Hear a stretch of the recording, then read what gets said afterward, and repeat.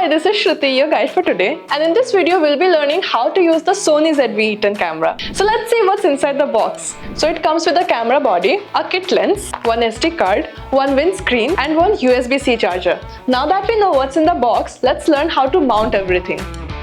So you have to take your camera body, open the cap. So remember guys, don't keep this without the cap for too long, or don't even try to touch it because it will damage the sensor. Align the white dot on the lens with the white dot on the camera body, like this, and then rotate it clockwise.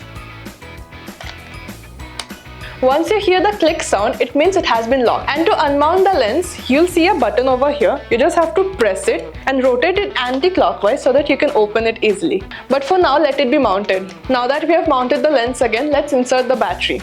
In the bottom of the camera, you'll see this battery compartment. You have to slide the button to open it. Now you take your battery, insert it. Now you have to press it in. Once you hear the click sound, it means it has been inserted. In the same section, you'll see this SD card slot. Insert it in to give a little push. Once you hear the click sound again, it means it's been inserted. Now if you want to take your SD card out, you have to press on it again and it will automatically pop out. If you want to remove your battery, you have to push this purple thing and your battery will pop out. But let it be inside for now, and don't forget to close this. So you must be thinking what this windshield is. This is nothing but to block the wind noises, so it will automatically cancel out the unwanted noise. To mount this, you just have to slide it in on the top left of the camera body, like this.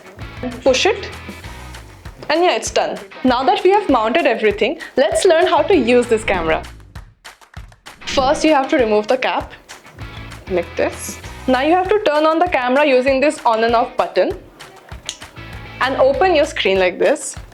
So you can take a photo or record a video using this red button depending on the mode you're in. So if you want to switch the modes, you'll see this SNQ button over here. You can just switch the modes and it will switch between the video or photo mode.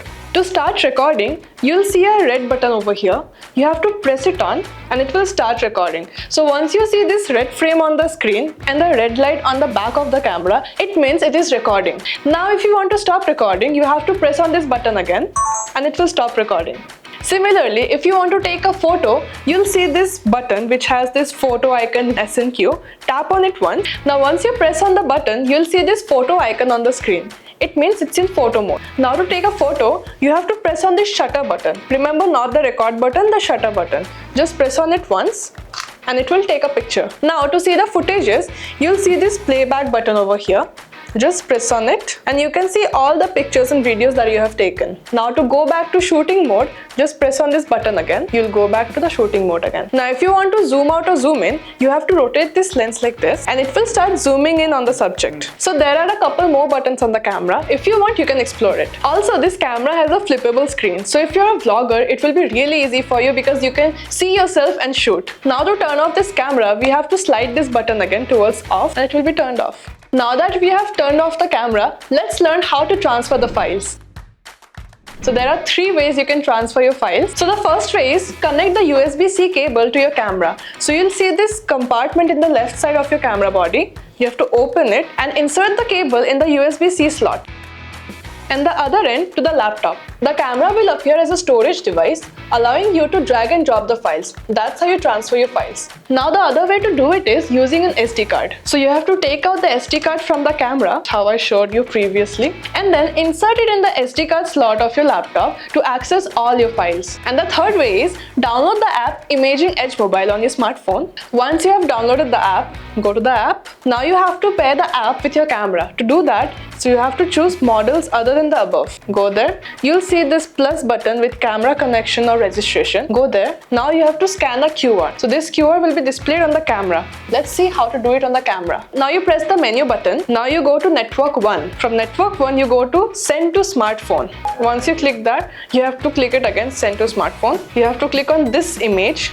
Now you'll see a QR code on the display. Now you have to scan the QR code using the app that you have downloaded. Scan QR code. Yeah, it has been paired. Select multiple images.